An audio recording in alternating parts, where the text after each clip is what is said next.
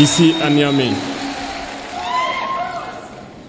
Avant tout propos, rendons grâce à Dieu qui a permis donc que ce jour soit. Nous lui disons merci pour tout ce qu'il a pu faire pour nous jusqu'aujourd'hui et tout ce qu'il fera pour le peuple de l'AES. Permettez-moi également de rendre hommage au peuple nigérien. Ce peuple qui a tant souffert depuis l'avènement du CNSP et qui continue de rester debout. Merci aux Nigériens qui nous ont réservé un accueil chaleureux hier lorsque nous avons foulé le sol de notre patrie ici. Vous êtes plus que des amis, vous êtes plus que des voisins, vous êtes nos frères, vous êtes nos sœurs. Parce que la fraternité va au-delà de l'amitié ou du voisinage. Nous avons le même sang qui coule dans nos veines.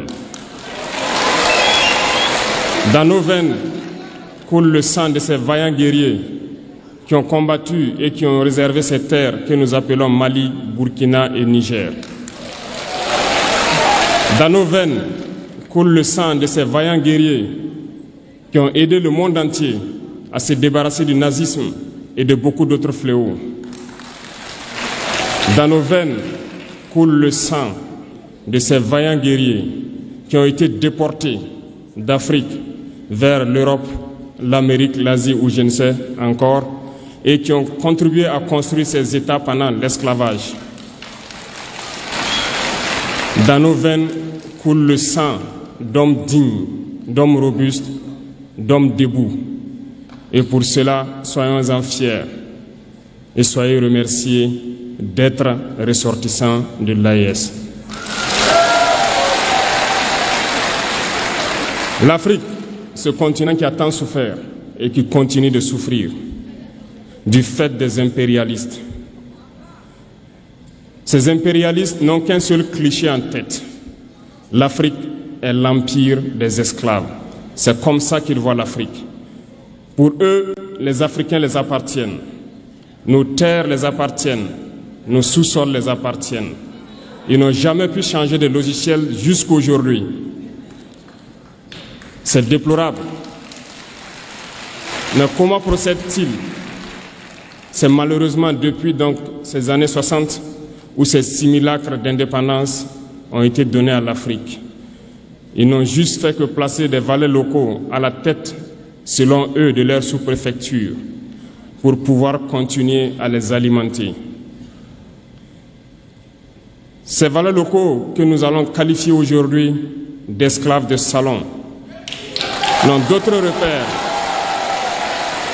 que de chercher à vivre comme le maître, à satisfaire le maître et à faire tout ce que le maître lui dicte.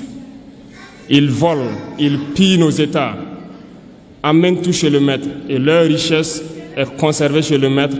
Ils font tout pour vivre comme le maître et toujours le satisfaire. Lorsque le maître commande, ils exécutent. Savez-vous qui sont ces esclaves de salon? Eh bien, nous allons vous expliquer ce que c'est.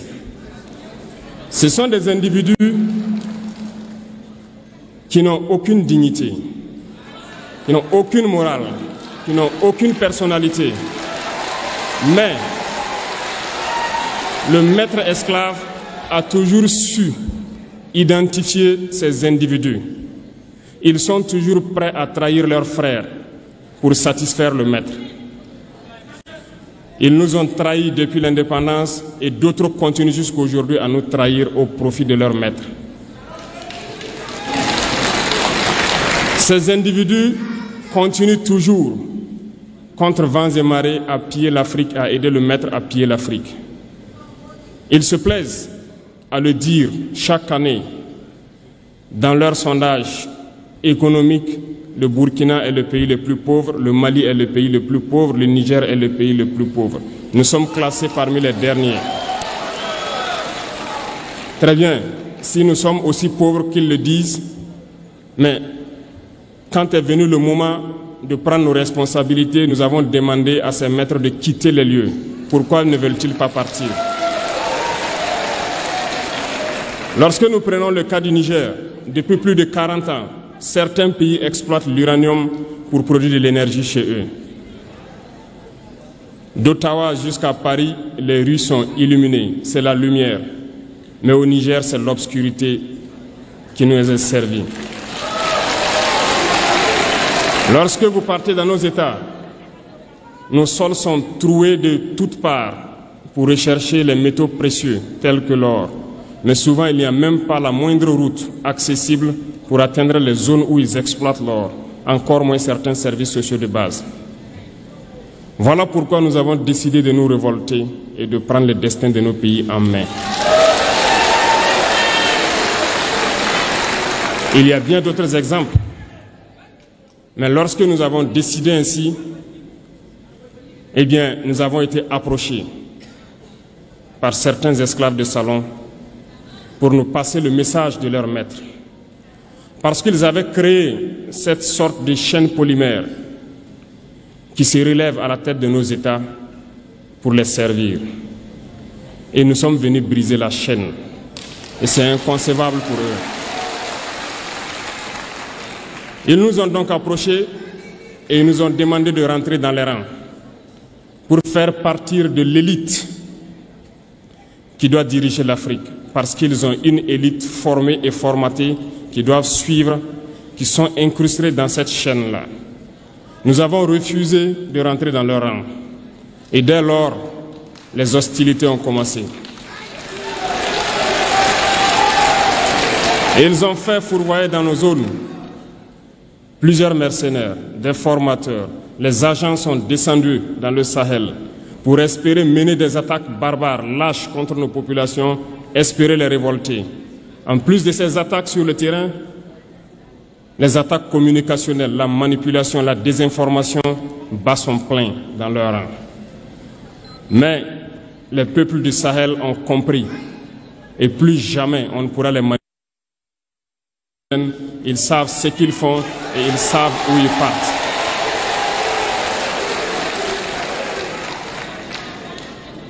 Nous n'allons plus permettre cela. Les gens sont éveillés et les gens se battent aujourd'hui, pas pour nous-mêmes, mais pour les générations à venir. Et merci à tous pour le combat qui est livré.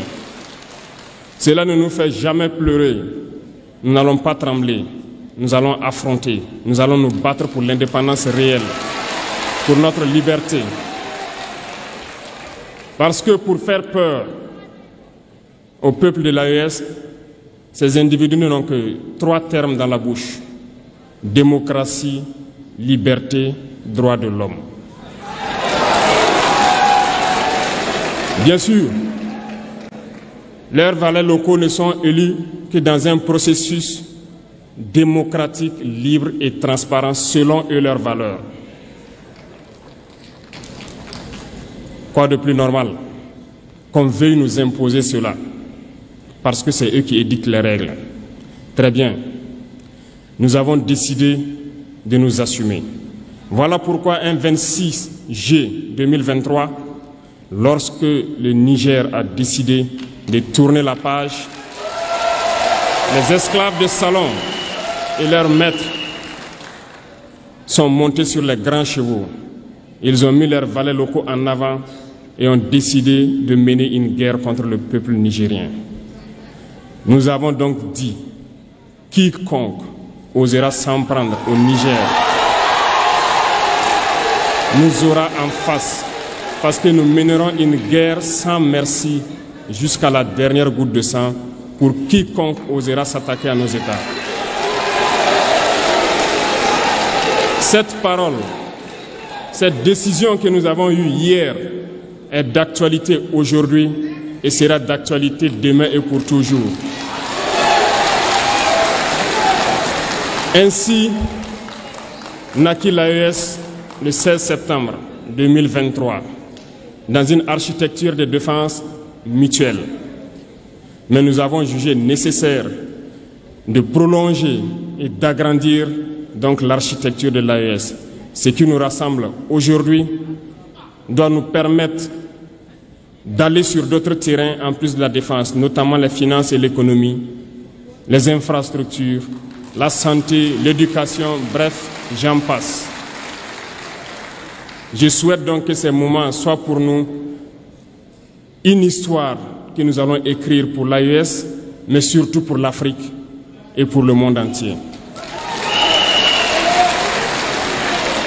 Que Dieu illumine tout un chacun de nous, que Dieu nous inspire dans ces tâches qui nous sont confiées, et surtout que lorsque nous faisons tous nos travaux, que nous ayons en tête une seule chose, l'intérêt suprême de nos populations.